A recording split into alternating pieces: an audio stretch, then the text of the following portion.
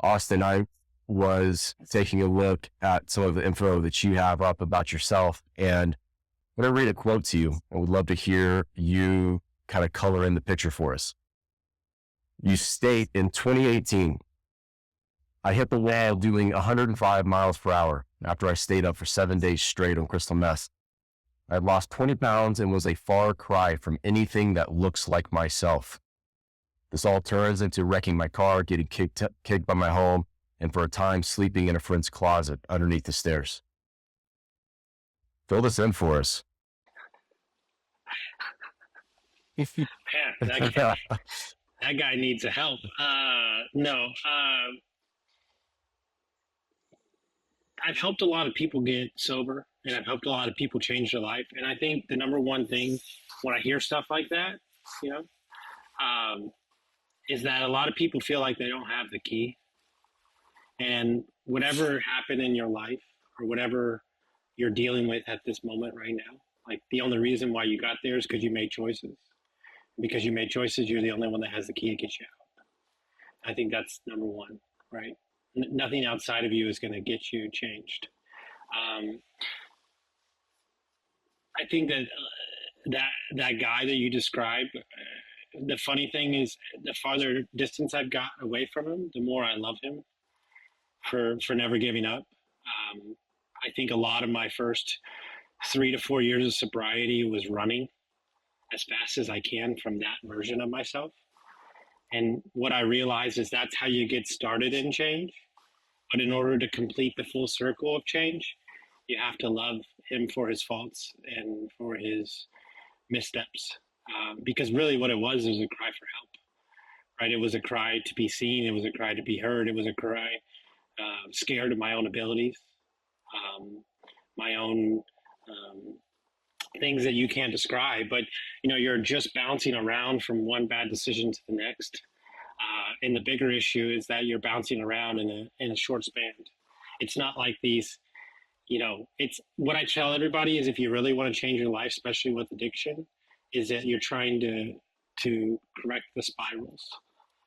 It's not the one bad decision, it's the 3 bad decisions in the span of 3 weeks. It's the 3 bad decisions in the span of 3 days. And you start stacking up bad problems and bad situations that you can't feel like you can't get out of. You know, that guy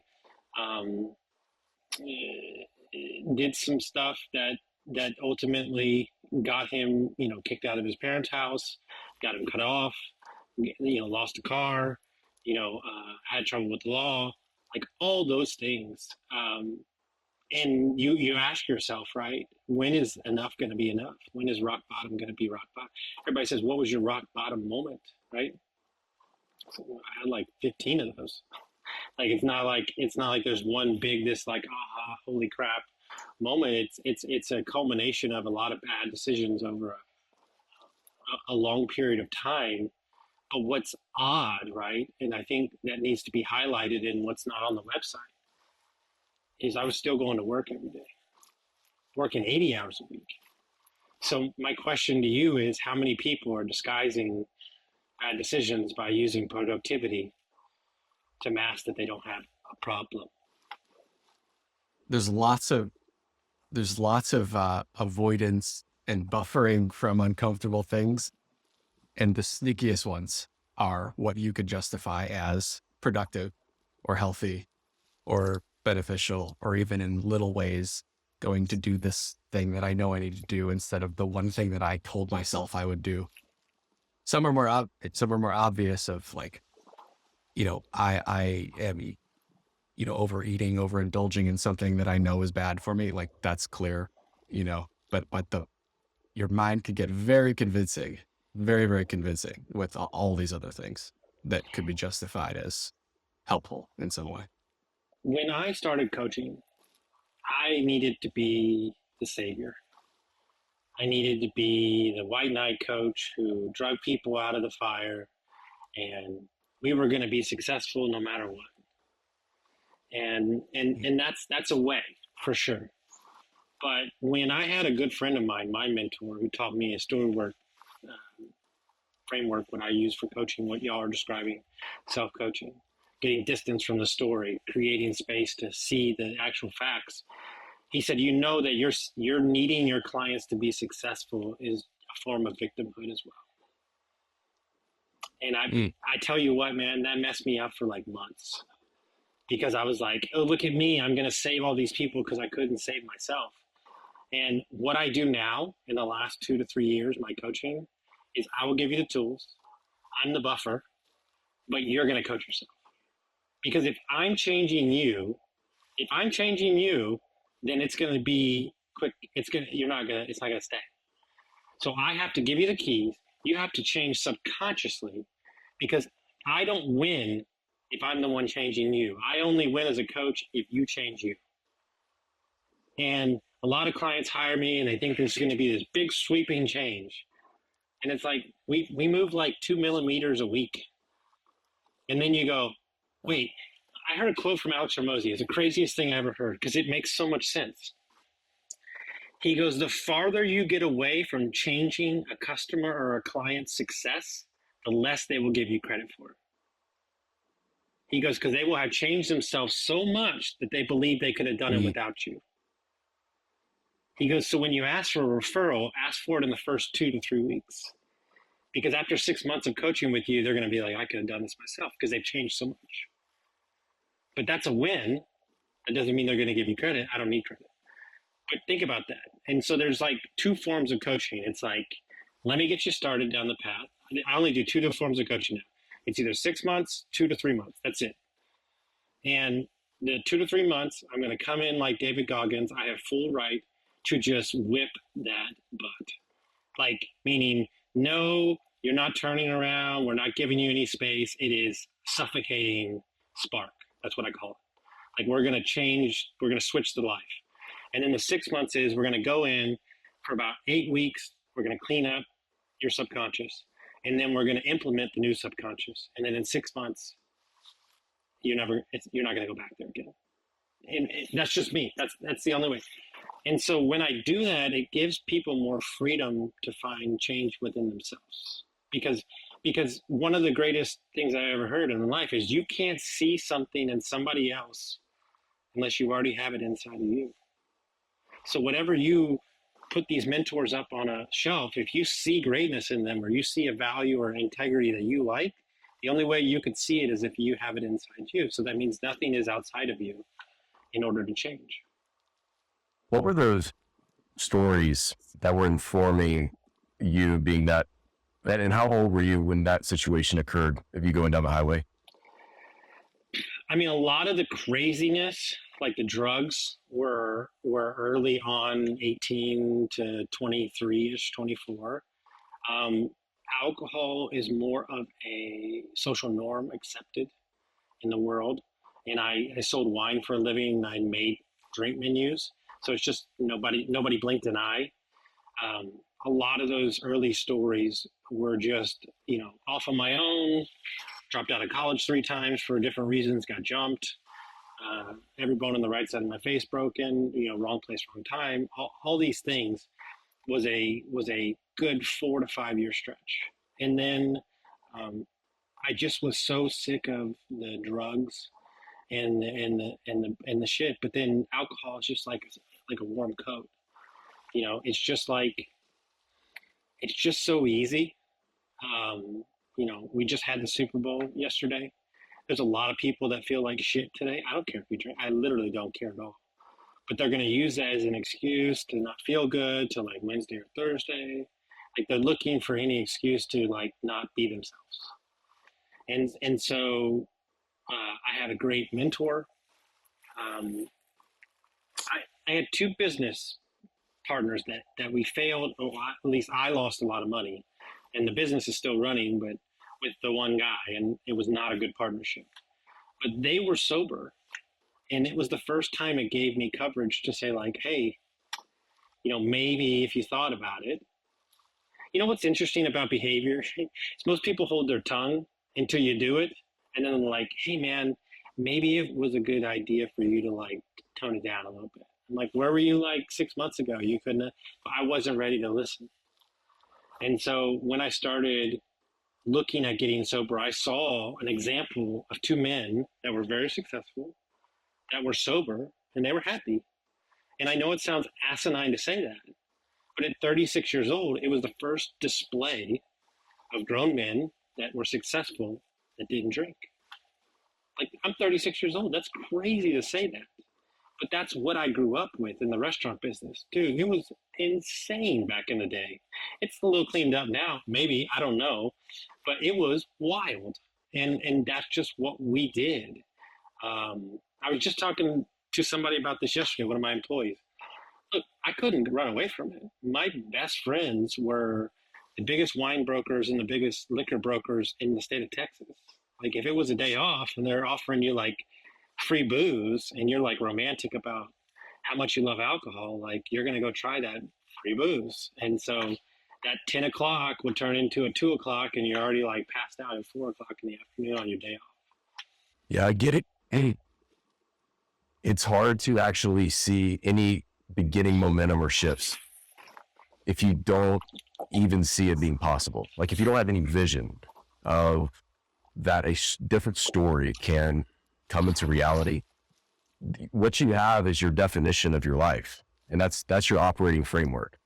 And that moment of you actually being able to see these other guys and at least have a little bit of humility to say, okay, maybe something else is possible. And I don't even know what that would look like, but I know there's a different option because I see it depicted in these lives.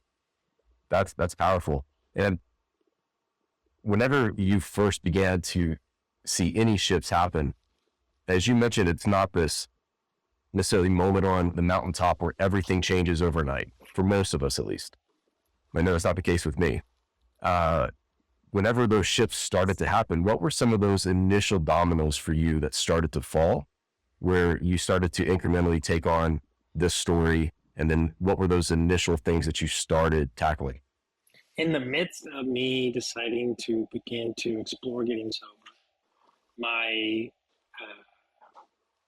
ex-wife and I were in the midst of, once I started getting sober, in the first couple of weeks, we were in the midst of, holy crap, I mean, I was already unhappy, but we were in the midst of the reality of this crappy marriage is showing up, right? And so then I'm telling myself, like, hey, you're the guy who got sober and left his wife. Like, what a piece of shit. So like I hung on for like another year and a half, and I was like so done for like 5 years. But for me, it was very simple. I was the king of the I'm going to start something and never finish it club. I was the chapter president.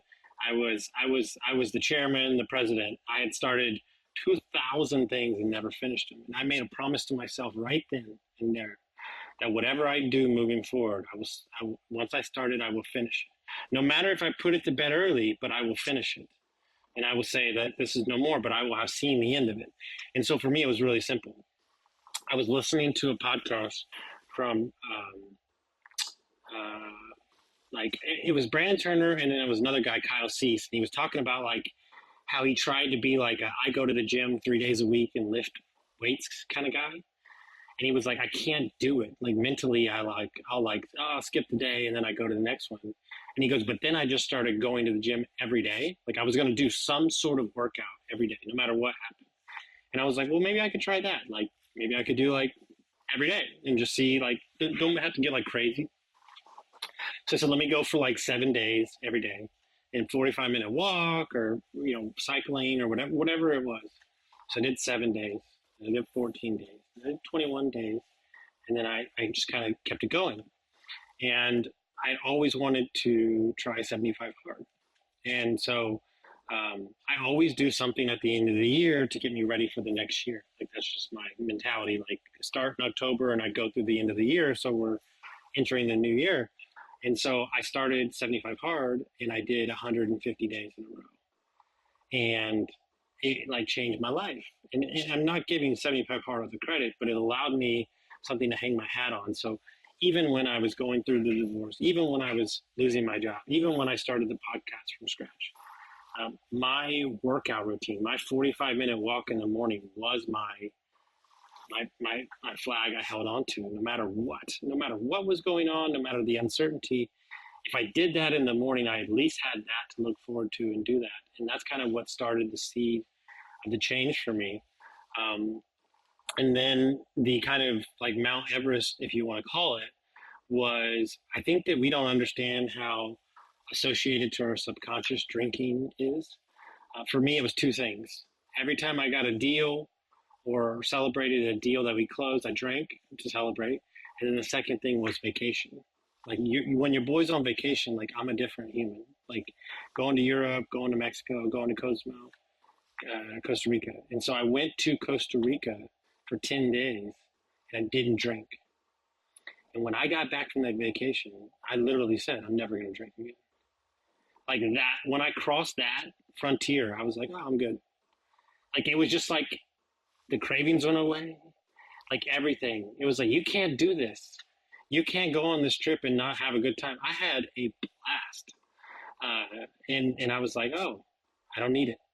And so once that was done, I was done for good. I love this idea. So it's funny because the drinking on vacation from maybe the beginning of your efforts to start to grab the reins with drinking, and from that point to you saying I'm never going to drink again, those are two different beliefs. You're holding two different stories actively that are maybe a chasm apart from each other. Mm-hmm. Right. I love this idea of like creating a bridge, a ladder of beliefs. And it's like, it sort of softens it. It's like, if you're right now, you're like, I don't know if I'm ever going to be able to not drink. If that's a belief you're holding right now, you can start to almost soften both ends of it. Like I'm like, the very first one might be, it's interesting. It's curious that I'm observing that I am thinking this instead of I am never not going to be able to drink again, or I'm always going to be a drinker. It's like the ground level thing is like, it's interesting that I keep thinking that. Like you're almost detaching yourself a little bit from it instead of it's just 100% true. And then you can start to say, I'm looking forward to a day where I may not need to drink all the time. And I'm open to maybe drinking 50% as much as I do. And I'm open to the idea of maybe never drinking again one day. And these are all like incremental, intermediate thoughts. And like you probably swooped through over the process of being on vacation and getting the evidence and all these sorts of things. But it's like, you did that. You had enough sort of logic and language come into play that made you take the step to go on vacation and not drink. Like there's thoughts that you had that allowed for that to happen. They're nowhere near maybe I'm never going to drink again, I don't need it thought. But they're allowing you to take steps in that direction, which then that evidence is building your bank of evidence and credibility with yourself and all that. Like I now went on a trip. I didn't have to drink. I had a blast. Like that's all evidence. And now I don't need anyone else to tell me, right? I gave my own story, the bolstering that it needed. I just love the idea of like, again, making things into a process. And it's like, okay, I understand that this may be far reaching for you right now, not you, but anyone we might be working with, but let's, intentionally craft what your first belief needs to be right now to get you to take one step, and then plant a flag in the sand after that step is done to say, now this original, starting point belief that I knew to be true for my entire life maybe is no longer 100% true. I used to believe that, and now I'm poking holes in that by way of my own action and evidence that I'm giving myself from the first step. Now I'm probably open to the second and third step, and now I've got momentum all of a sudden. You just described a few different scenarios where you got yourself momentum, and I love to deconstruct that. I think it's super important, right? I have this saying that I say, like, be careful when you take your new routine or your new subconscious on the road, right? And I think a lot of people start a new routine or they start a new thought pattern, and they immediately go to a reunion with old friends. It's like, whoa, hold on, you're not there yet, okay? Like, I didn't take this new like framework out. Like, I kind of hid for like a couple months. Like, and what's even worse is I didn't talk about this for 2 years because I didn't go to AA, and I was still bartending and making drink menus because we're using smell for 6 months. People are like, you're stopping drinking and you're still fucking bar bench? Are you out of control? I go, no, it just, this feels right to me.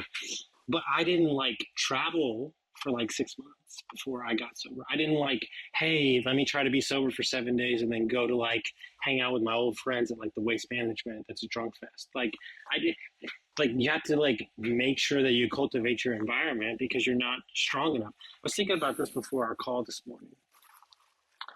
I think, and this is hard because I've gained knowledge from therapy, but I've got all my momentum from coaching. Okay. And I don't want to get into this therapy versus coaching thing. Okay. Cause it's not even worth, that's a whole other podcast. Okay. Right. Cause I've been through like 15 therapists. So that's neither here nor there when I was a kid. But one of the biggest issues that I try with my clients is you're not strong enough to address your past currently. Let's callous the mind with new mindset and new subconscious, where you're strong enough to then look backwards at yourself and deal with it without having it affect you. As simple as that. Like you're trying to deal with your 6-year-old self, but let's get you to 2 weeks from now, stronger, healthier, clearer in the mind, which I call clearing out the bug shield. And then let's work it. And then about 3 sessions, 6 sessions in, we can start digging backwards once you strengthen your mind. I think a lot of people try to do too much. Like, I have a really good friend, and he's a big time investor. And he says every investment looked upon the proper time horizon is a great investment. So, my question to you, as somebody who's listening to this podcast who's trying to change their life, if let's say you're 40 years old, you got another 50 to 60 years of your life. Why are you trying to change next week? This is what you're doing. Are you a person that seeks change? Then it doesn't matter how quick it happens. It doesn't matter you're trying to change 6 things at the same time in the same week. No wonder you're overwhelmed. Like maybe there's a habit of like where you don't like, I don't know, look people in the eye. Change that one first. You're like 15 pounds overweight. Change that one first. Like, don't try to do 6 changes at the exact same time. Like, there's things that are what I call like pillar changes that are going to affect everything else. Like, if you're a smoker and you're unhealthy, you don't got to worry about quit to smoking.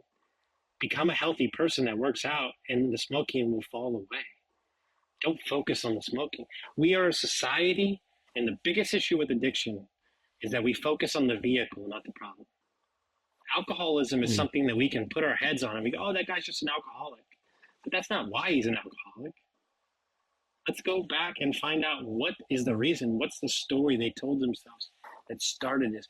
You know, what's the most ridiculous argument in the entire fucking world? I can't stand this shit. Alcoholism runs in our family. No, it doesn't.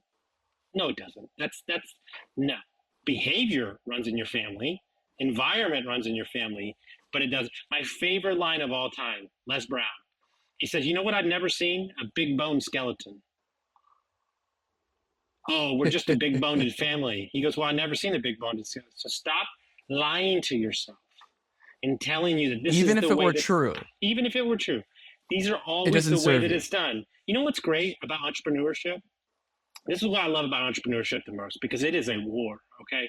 It's a war. I'm tired. It's been 5 years of hell. Like all those things. I'm getting my ass kicked. I'm getting sued. You name it. We've been there, okay? Lost money, lost tons of money. But everybody that's been successful has a story of less. Well, why are they so successful? Because they had to come from fucking nothing. And because that is, wouldn't that be the case? Here's the truth. I've coached so many people, and here's the truth that nobody will tell you. We label failure as the issue in America. I'm so scared of failure to start something. No, you're scared of success. Because if you were happy, healthy, your family was good, you had money, then you wouldn't have anything to complain about. And if you had nothing to complain about, what would you do? That's the rub. The problems are the greatness. And I'm obsessed with this thing right now. Like, what's the difference between good and great? There's a lot of people that are good out there, but do you want to be great? Then you're never going to stop working on yourself. You're never going to start self-coaching. You've read enough business books. Let's start working on the self and watch your income, your happiness. You know what's so hard to sell as a coach? Happiness.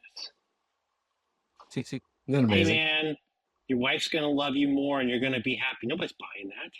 Do you know the easiest coaches to hire in the entire world? There's 3 of them. Wholesale coach, flipping coach, and an Airbnb coach.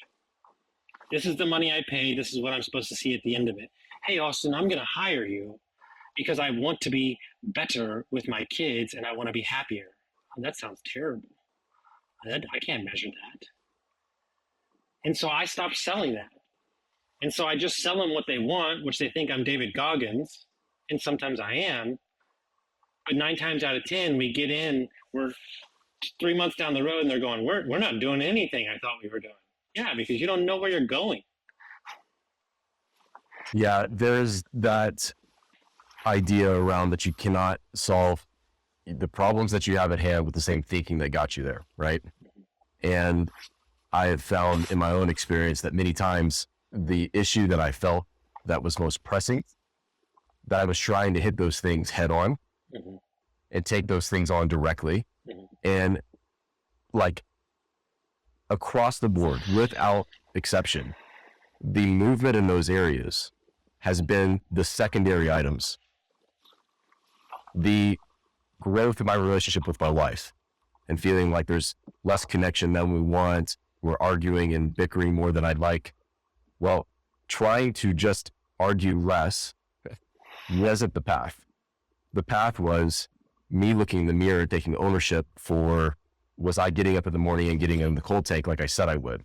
Because that kind of man had a level of self-respect and a level of groundedness in his emotional state that then whenever he showed up in these points of connection with his wife, the actual landscape is different. And so sometimes it takes some distance from looking directly at the thing that we want to shift and understand that there's a whole ecosystem surrounding what's making up that person. You mentioned Hormozy earlier. There's a quote that has stuck with me where he says that you don't build, I just had it up, effectively that you don't build the person that you want to be through screaming affirmations in the mirror, but by stacking evidence repeatedly to where you literally cannot operate from any other vantage point than that person because the stack of evidence that you have. Mm-hmm. Curious for you, what was some of those areas of evidence that you started to stack in the beginning that began to shift the story for you? So when I started working out and started to stop drinking, I lost a quick, I'd say 30 or 40 pounds, like give or take. I lost some weight. I overall lost about 75 pounds when it was all said and done. I lost like 30, 40 pounds. And so like, that's the first time I went anywhere. I went to a cousin's wedding. So this new version of myself. And so I'm around all my family, my cousins, my uncles. And do you know how many people said, wow, you lost weight? 0. And I had a full on mental like conniption fit because I'm strutting. I'm feeling good, you know. And I called my coach in Costa Rica and we had like an emergency session. And he was like, yeah, they don't give a shit about you because they have their own lives going on. And that's when I said, okay, hold on. So this journey is just for me. And if I allow myself to be happy with myself and find ways to motivate myself through benchmarks, then that will radiate in other parts of my life.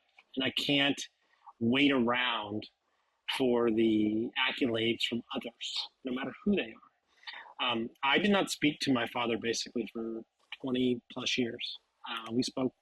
We went 7 years without talking. We would talk twice a year, maybe, and it was pretty contentious. There's nobody that can get me riled up like him or my ex-wife.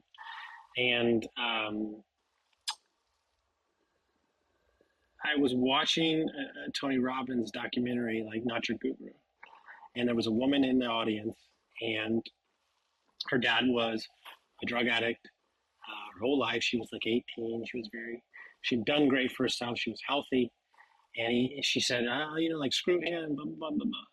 And Tony looked at her and said, if he was the man that you wanted, you wouldn't be the woman you are today. And I was done. I was like, okay, noted, got it, okay. And then in that little span, I found out that this thing that I told myself, my parents' divorce, that was my issue, that I caused my parents' divorce. A couple of months later, my dad told me the real reason they got divorced. So then that shattered 20 years of the story I was telling myself. I mean, just ripped it apart. This is when I was still drinking. And I drank for like 2 days straight, lamenting about like all these lies I told myself for 20 years, these band-aids, BS, and that was all false. And just, I literally had to rebuild my entire existence of my life that I built up. It was so troubling because you just had nothing to hold on to. You felt like a freaking ship with no sails in the middle of a storm. My ex-wife at the time was like, look, dude, you can sit here and whine and bitch, or you can get to work and figure it out. And so I just got to work like reshaping what I believed about myself. And so if that's wrong, if this lie I told myself is wrong, then is everything a lie? And then now you're questioning everything. And you're like, okay, so then we start rebuilding your life. And about a year and a half ago, maybe 2 years ago, I was in San Clemente at a friend's house. His name is Angelo Cisco. He runs a men's group, coaches men. Wildcat. Looks like he's like, his dad was in the mafia in Chicago, like big Italian dude, glasses, exactly what you think he is. Looks like Vin Diesel. And we were doing a podcast, a 2-hour podcast. We're sitting on his floor. We're towards the end of the podcast. He was like, you know what the biggest crime in America is? And I was like, what's that? He was like, no adults graduate their relationship with their parents. He goes, they're always 15, 16, 12, and 18 still talking to their parents. He goes, if you would just graduate your relationship and realize that you don't need anything from them, then you could start healing. So I'm driving from the podcast studio to our hotel, and I'm thinking about this, and it's just like seared in my mind. I had not spoken to my dad in 8 months. I walked into the hotel room and my dad called. No BS. Like, this happens. And I talked to him for like 15 minutes and it was free. It was light. There was no anger. There was no resistance. And my fiance goes, who was that? And I go, that was my dad. She goes, that was weird. She goes, you weren't even upset at all. And that was the moment. Flash forward 6 months later, went to lunch with him. First time I saw him in almost 5 years. Fast forward 3 months later, him and I, for the first time in 30 years, went to Colorado together and played golf for 3 days, stayed in the same hotel room. I was in Costa Rica. Before all this happened, I was in Costa Rica. I'm walking down the street at 4:30 in the morning with my coach through his neighborhood. And we're talking about moms and dads. And I literally go, could it be that me and my dad are the exact same person and that's what upsets me about it?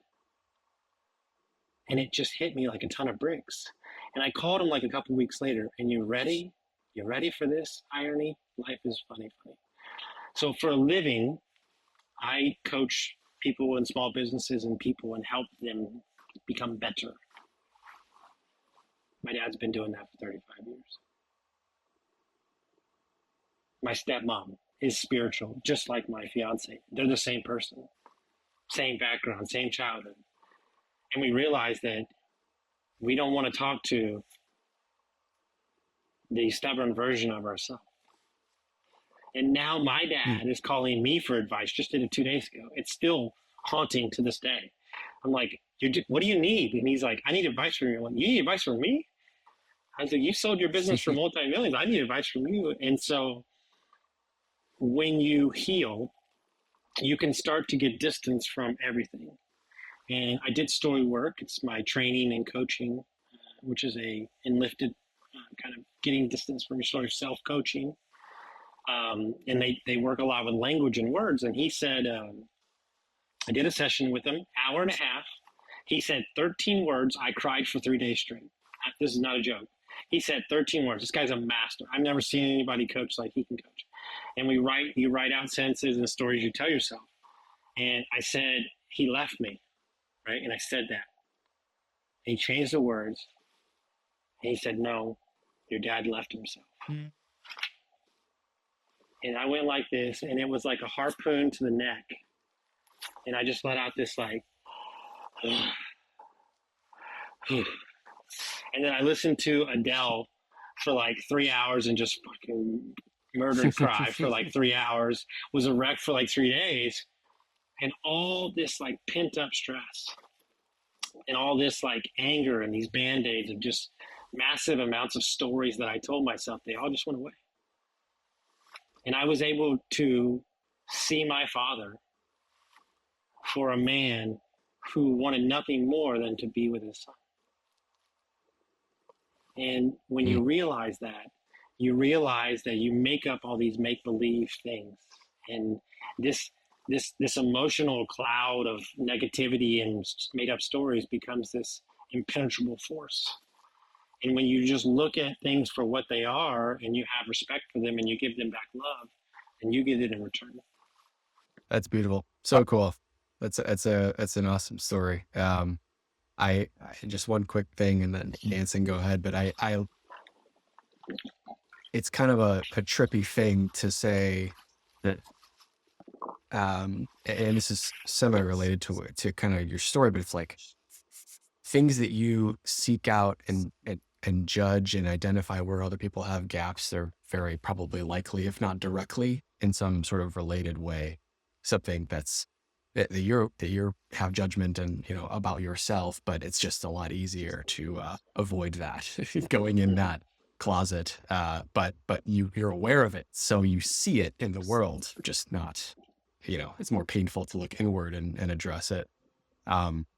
So yeah, but when you realize that for yourself, you can also have compassion that other people are very likely doing the same thing, and that's having its consequences, on you. And it's just, it breeds empathy upon empathy, and everybody's just human at the end of it. It always boils down to that in some silly way. But yeah, go ahead, Anson. I have had the experience in my own life of having a moment of awareness where I realize that the story that I've been operating with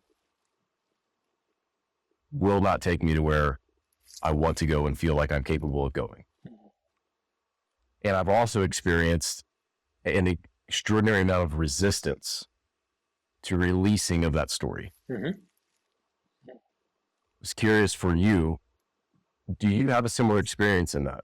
Have you had those stories that are not either not true or sure as hell aren't creating what you want, but yet it seems next to impossible to actually give them up? I want to watch your face real quick while I tell you my process. And I just given up to it because I literally can't understand it. Okay. I'm a deep thinker. I'm wild. I'm quick on my feet. Like I can jive, baby. Like I've done 800 podcasts and never written down a single question.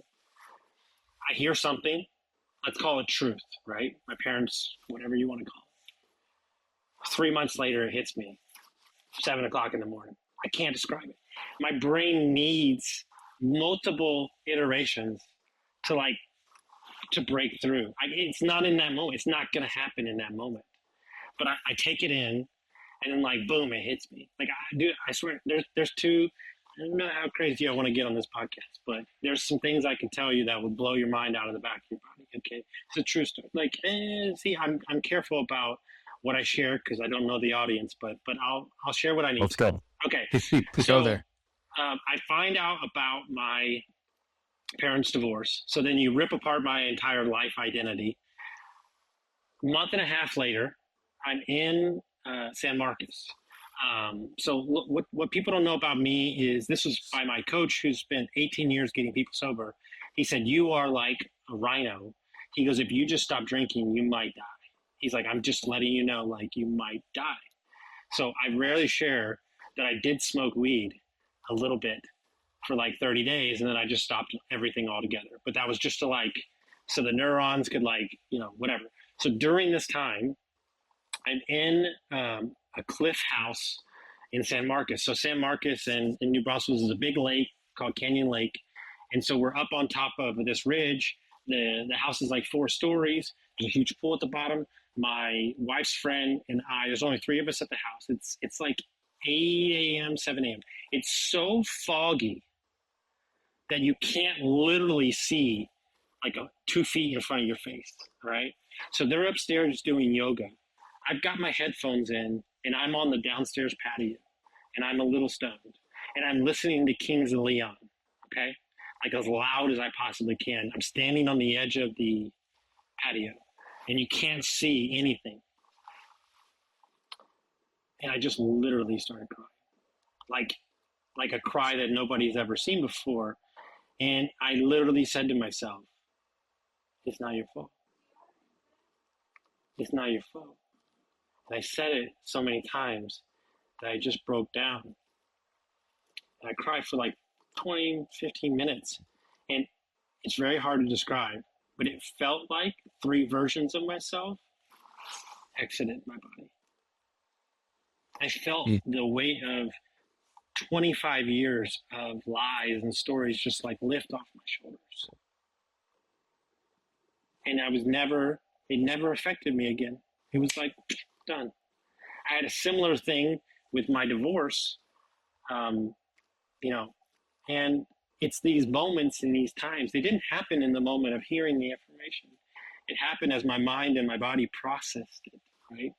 And what I feel like I had to do, and this is real talk, I feel like I've killed like 30 to 40 versions of myself. Dude, I am the king chameleon. Dude, I can get along with anybody. My favorite thing to do in the entire world is to talk to a tree, because I can talk to anybody. I can be in the room, I can be in the cowboy room, I can be in the Armani suit room. And I realized that all those versions of myself were just fake. And here's the problem, is a lot of people have an issue with me because I'm so authentically me, it scares them to death. Because I'm just real and honest and direct, and people don't like, whoa, we're not used to this. Because like I'll meet, this is I swear a true story, and I'll bring them on here to prove it. I met a guy off Instagram, DMs. He hired me that day. We coached the next day. We were 4 minutes in to coaching. I said, you need to leave your wife. He goes, excuse me? He goes, I have 3 kids. Who the fuck do you think you are? No.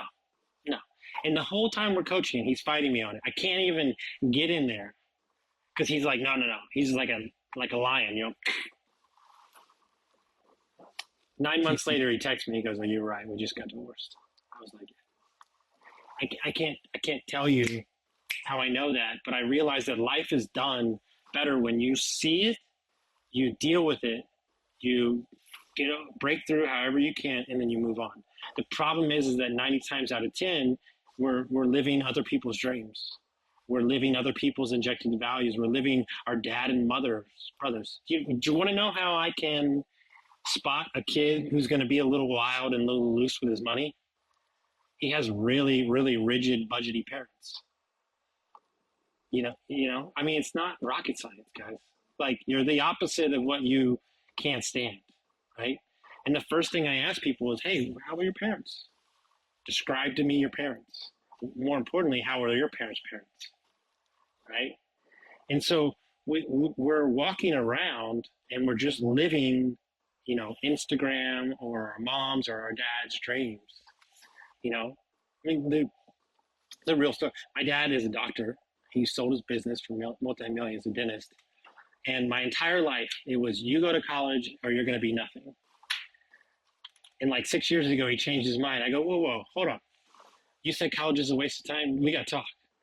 I said, because I built my whole life on the fact that you said college was a waste of time and I wasn't going to be a doctor. And now you're telling me entrepreneurship's cool? Well, hold on.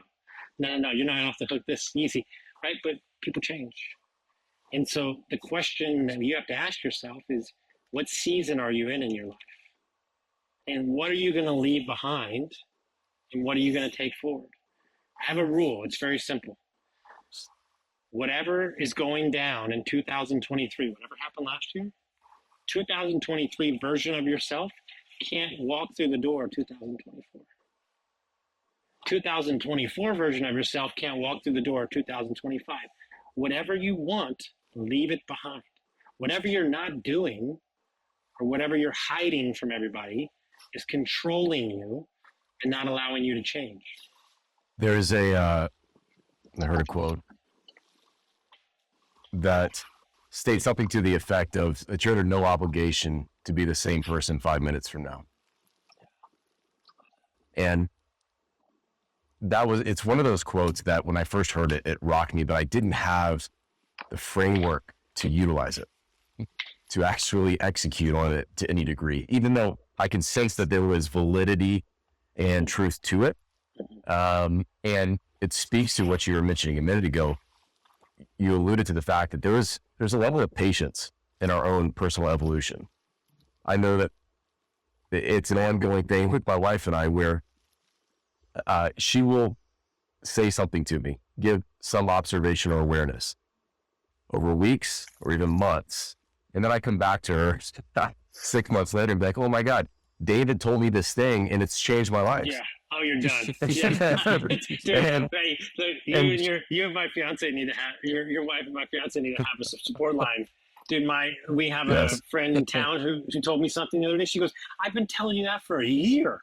I go, yeah, but it's just easier from her. Yeah.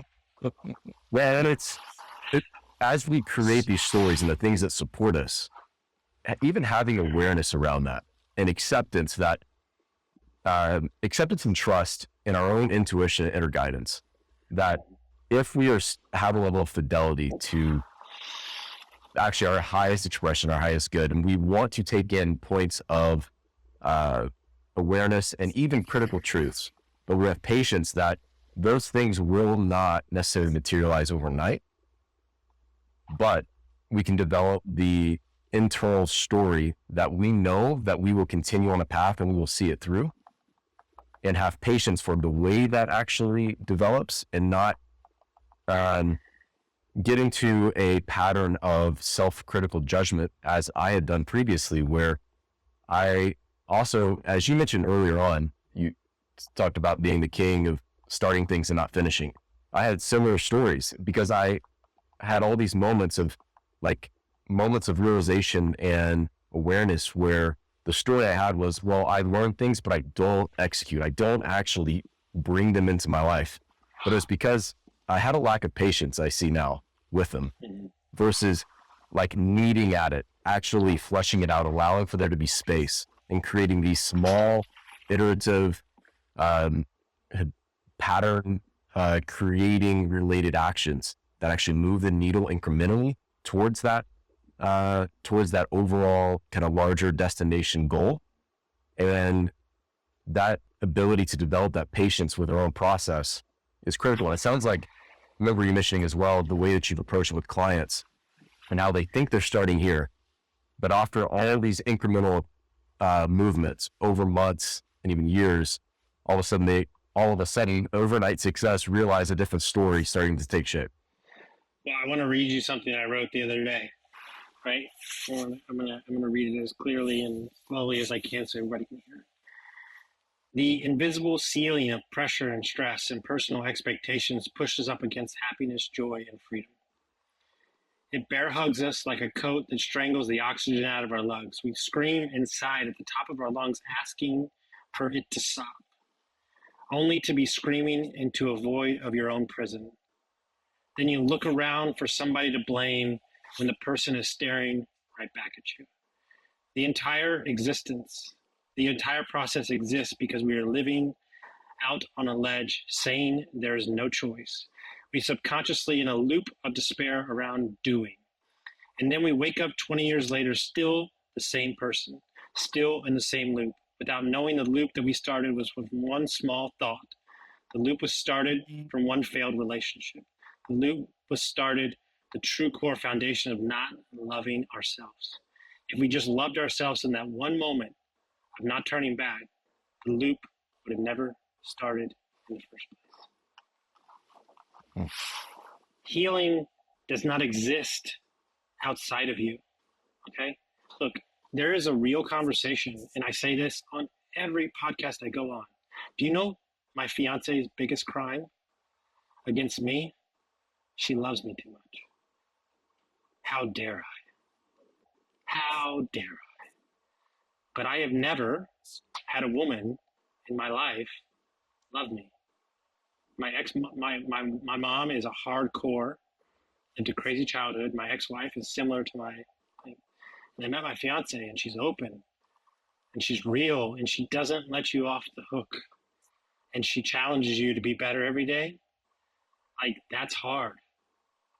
Because here I am, and I've done all this healing, and I haven't done enough for you? I haven't changed enough for you? No, not enough for me. Because it's never going to be enough, because we're growing together.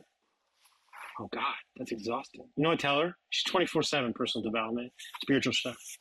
I go, dude, you gotta chill. You gotta chill. Like, give me 5 seconds. Like, I spent my whole life coaching people, podcast, running the companies. Like, chill. Like, but she just loves to be better. She had a crazy childhood.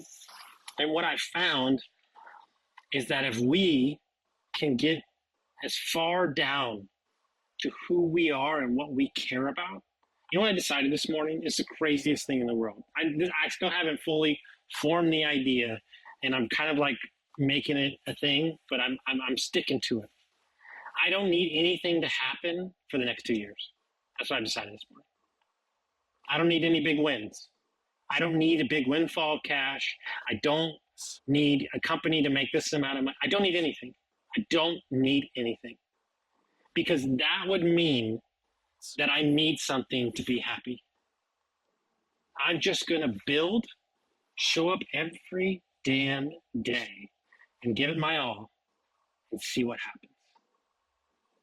On Friday, I just passed 600 podcast episodes. I had another one got started last week. You know what I told myself? What would it look like when I do 10,000 podcasts?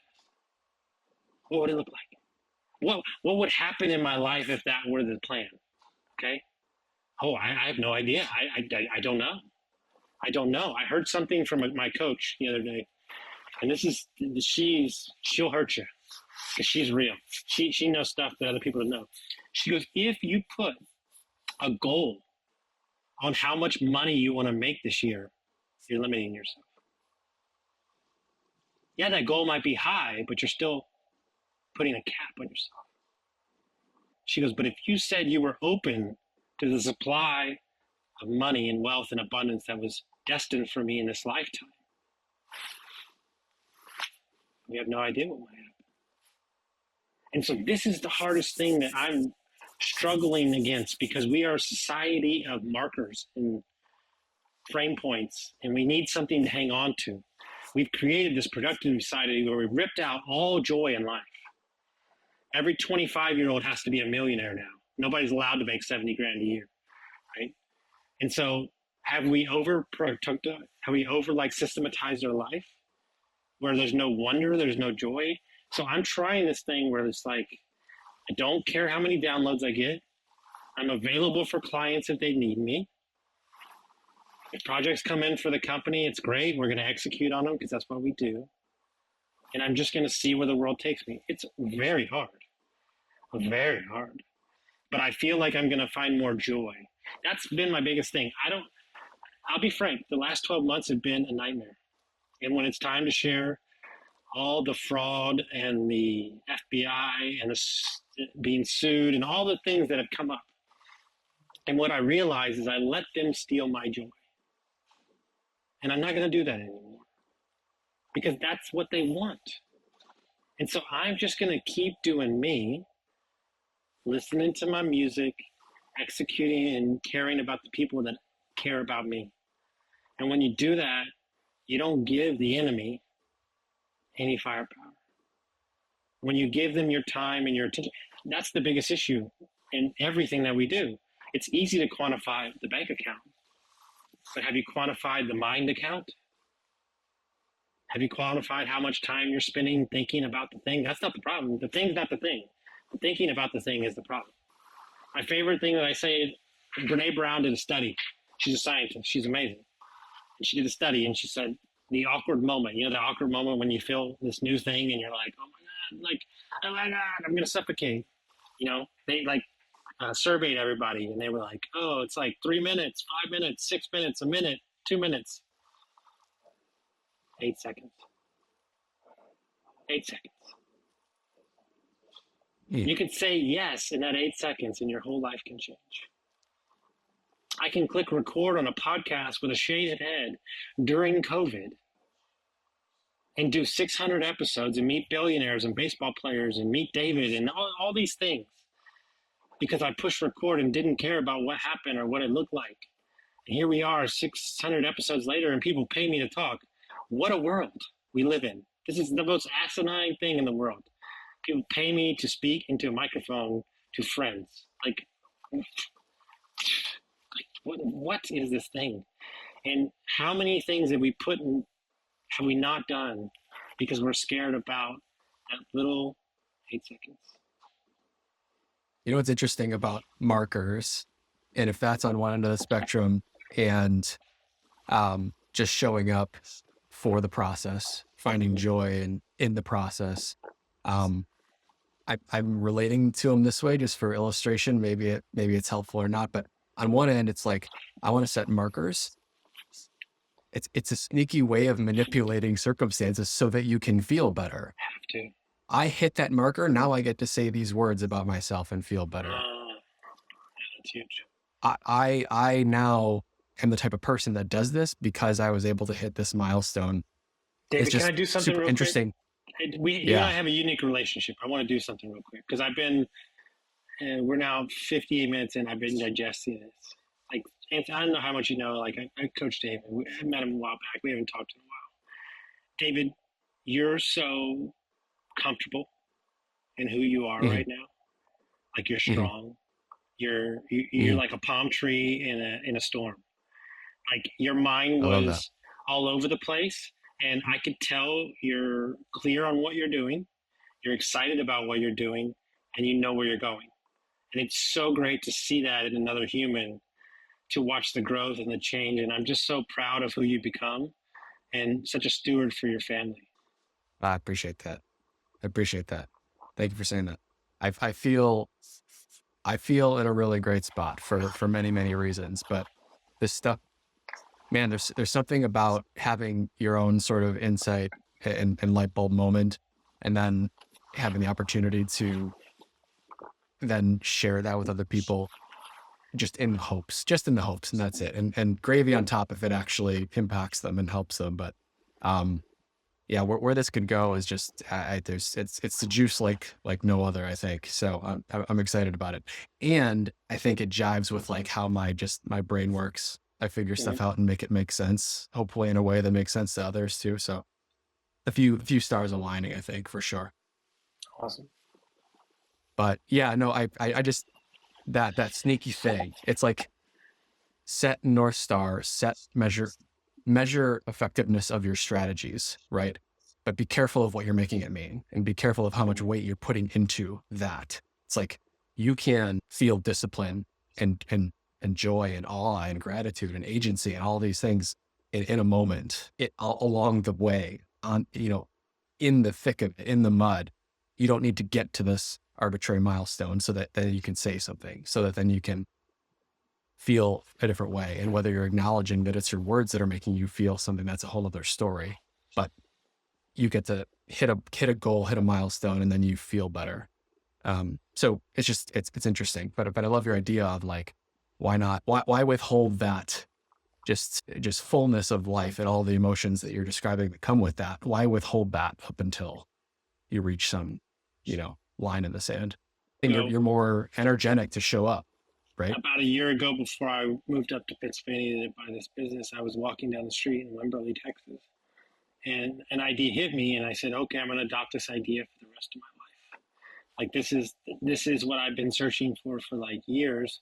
This is the idea. I love it. I'm going to stick to it. This is what I can hang my hat on for the rest of my life. I said, I'm only going to run races that I can't win, because then the process never stops. If the process never stops, then I'm always getting better. If I'm always getting better, then I'm always impacting. If I'm always impacting, then I'm doing exactly what I want to be doing. The problem isn't that your mountain that you're walking up is not there. The problem is that your mountain's not big enough. The problem that your idea isn't big enough. That's the game.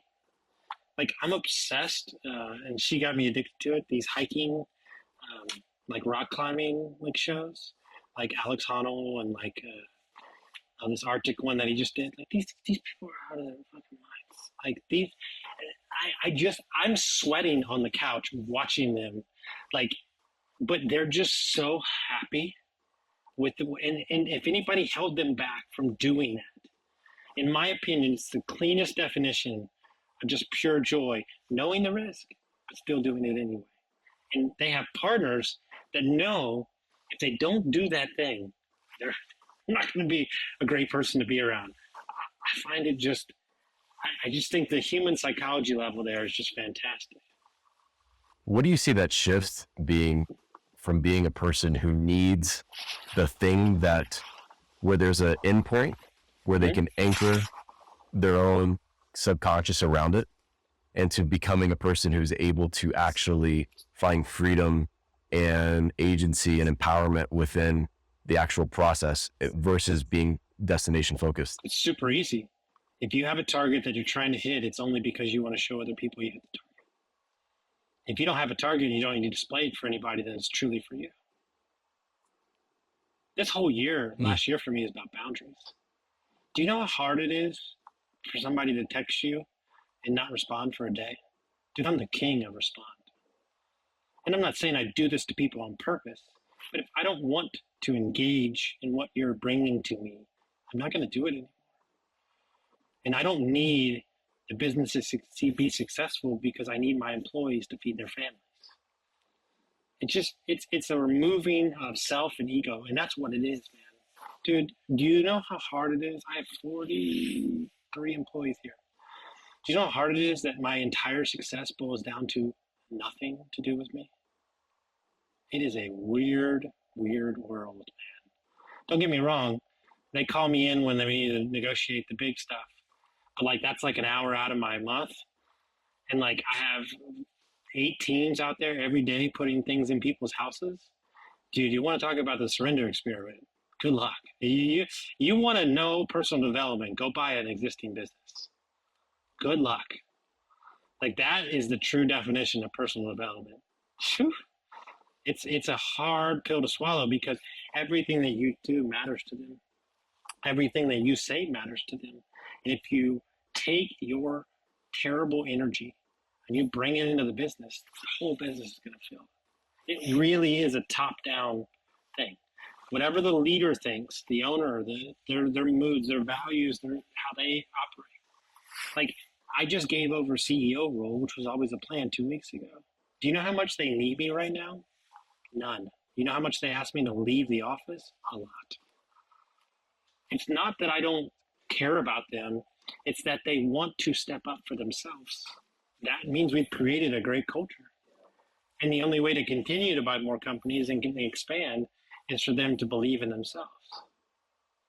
It's this weird paradigm where you have to go over to this place.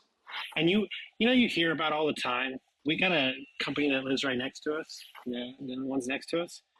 The company has 4x'd over the last 4 years. The owner hasn't been to the office in 6 years. You hear about this all the time, and you're like, oh, this is so weird. He's down in Florida. I'm like, I don't understand. They don't want him. Like, there's not that they don't want him. It's that he's good. The manager runs it. They like what they're doing. Boom, boom, boom. Let go. But like, he's older, so he's probably more used to it. But somebody who's still got fight in them, it's really hard to realize that, you have to keep your ego and this is not make believe. Whatever you need to keep you excited needs to be separate. That's super interesting. I was just curious. I've heard you talk about you talked about running a race that you can't win. In that vein, I've heard it described as, just impossible goals, a North Star. I've heard you talk about a 50-year vision. these sorts of things.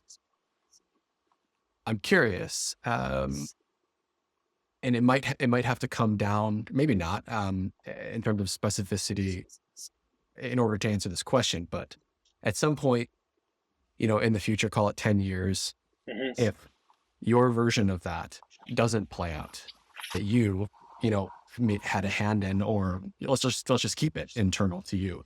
What are some reasons that may have not materialized? And describe, whatever milestone or however you want. But if it were not to play out in some way that you had hoped, what would those reasons be? I didn't control my ego and made it about me. I focused too much on the money. I got unhealthy with my daily actions and my health journey. And I was too stubborn to realize that at the end of the day, I'm important, but I'm not everything. I think those are the kind of revolving thoughts that go on in my head. I have a tendency to carry the weight of the world on my shoulders. And I think that I can do anything. But when you get to a company, 40 plus, 30 plus employees, you realize that, everything is a 5-alarm fire when you first get started, and you realize that you can't really live your life that way because it's going to be exhausting. And you kind of just have to deal with it and understand that these are the things that are going to happen. And so I have a really good CEO, COO who can question me and call me on my thing. And I think having people like that in your life creates the net where you don't go off the rails too much. I think is super important. People that love you enough to tell you how it really is. I think a lot of people have the same people around them because it's an easy conversation. Because they're not going to question what they're doing and vice versa, right? If your homeboy is got a 12-pack and he's eating kale smoothies, and you're slamming 12 packs, that's a So I think just providing an environment where you can get around people that are going to not let you off the easy road, I think is super important. Yeah. Also, as you share that, and you mentioned earlier how often it's not fear of failure, but fear of success. What scares you currently? Payroll. 9 times out of 10, do we have enough projects to keep going, which we do, but it never leaves you as a business owner, right? And I think there's a good part of fear that allows you to kind of keep moving like a shark. You're constantly moving. But for me, I have this really weird thing where I really don't like being told what to do. It's like ingrained in me. So anytime where I would put myself in a default position where I would have to do the trappings of others and not be the highest version of myself scares me to death. It's like a real fear. I'm trying to lean more into things that I'm really good at and only do those things. So as long as I'm not perfect example, I've been looking for an assistant for 4 years. I've had 3 try, and they all just leave. And at this day, it's have they not been the right person? Is it me? Do I not have enough going on? Do I not have my systems in place? Those are the things that there's going to come a time, and I think it's probably a year from now where it's not going to be an option. So just finding, but what I found is that if you let it all come, right? I mean, all come at once. You open, for lack of a better word, you open the fire hose all the way. Anybody would be overwhelmed. So what I try to do is I try not to get, our YouTube's not doing good, we need to attack that. Yeah, or more, it's a vault for information, and when we have the resources, we'll do it. I think that's the biggest thing that scares me, because I want to do it all. I want to have 9 podcasts. I want to coach 1 million people. I want to run the businesses, but I have to make sure that I protect my emotions and my energy. Is probably the thing that scares me the most, because I feel like I'm half throttled right now, and I'm waiting to like be able to open it up full board. What is that waiting about? What are you waiting for? I think there's a time to be uber aggressive, especially when it comes to business, and I think there's a time to get your ducks in the row. And we've done so much change in the business that the business needs quiet time. And one of my favorite quotes is that the driver of the vehicle does not change, but the vehicle changes. So you got to know when to show up as a Corvette, and you got to know when to show up as a Humvee. And right now, we need a minivan, and we need to execute. A great business is boring as watching paint dry, because that means that you're executing on all the things that you should be doing over and over again. When it's chaos, when it's crazy, that's when you have an issue. Yeah, that intuition, to be able to discern that, is powerful. And I know within the entrepreneurial path, it can be so tempting to feel like you're judging the success by that amount of chaos, because it can feel like that's how they spent their childhood. Right. So it's very comforting, right? That's why a lot of people that had bad childhoods get into entrepreneurship. It's interesting. This conversation's talked a lot about kind of insights and shifts. And I'm curious if out of those things, looking back in the rear view, at times when I've had kind of light bulb moments, I look back, I'm like, oh, it's so simple. And it's almost just kind of like a beautiful moment, because it's like, now that's power, like realizing it's simple and like almost like a lever or a mechanistic kind of way. Like, oh, I can now just use that framework or whatever I looking back, see how that played out. I now get to put that in the tool belt and use going forward. I'm curious if you could describe any of these sort of shifts that you've, of the handful you've shared with us today. If looking back, you're like, man, that maybe right before that happened, this seemed like a complex, scary, difficult thing. I don't even know what to think about it, how to get past it. And in the rear view, it's like just a beauty in its simplicity. And then you get to use that going forward. Can you describe any of those in that way? It's my number one tool. Okay. And I'm going to describe it first so you can get context to how. Okay. So let's say you lose a big client, right? That's one that would invoke something in you, or you're overweight, or you're drinking too much, or your wife's mad at you, or you're having issues with a business partner, or clients and customers pissed off, like all these things. And when you get through the other side of it, nothing is as bad as it seems, and nothing is as good as it seems. It's always right there in the middle. But we create. One of my favorite things I've ever heard was Tom Hanks was talking to a bunch of actors. And he said, I wish somebody would have told me earlier, everything's going bad for you. Everything is not going your way. This too shall pass. He goes, everything's going great for you. Everybody loves you. Nothing can go wrong. This too shall pass. He goes, it's right there in the middle. Only our emotions create the extremes. But life is more like this. Yeah. Unchecked, right?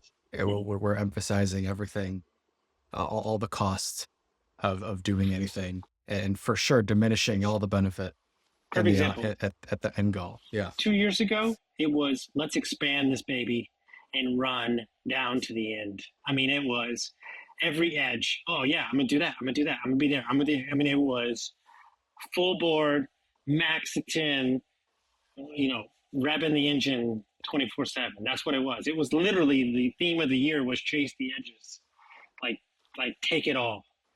And then last year was expansion, and this year's like, okay, just chill out for a little bit, see what happens. Like you created some stuff. So now we're in like a maintenance mode.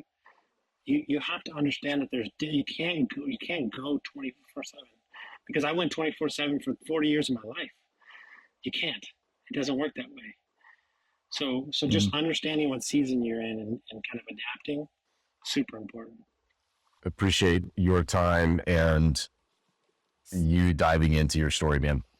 There's so much gold there, and truly hope that each of those listening is able to take at least one or two things from this, and understand that this is quite a process to actually integrating all of these nuggets that you've dropped. And so, each of you be encouraged and pick one or two things that you can run with. On that, Austin, what is something you'd like to leave listeners with that could be a point of encouragement in their own journey? So it's called the Self-Coaching Podcast, okay? And there's a key word in that whole thing. It's called self. You are the keeper of the king's dear kingdom. Inside, spiritually, mentally, physically. If you choose to use excuses for anything outside of you, you will stay right where you are. Beautiful. Love that. Love that. Thank you, Austin. Again, this is great. Great to reconnect and get the update generally. But you did not disappoint. I appreciate you. I appreciate y'all. Yeah. Thank you so much, guys. Thank you, Austin. Have a beautiful day.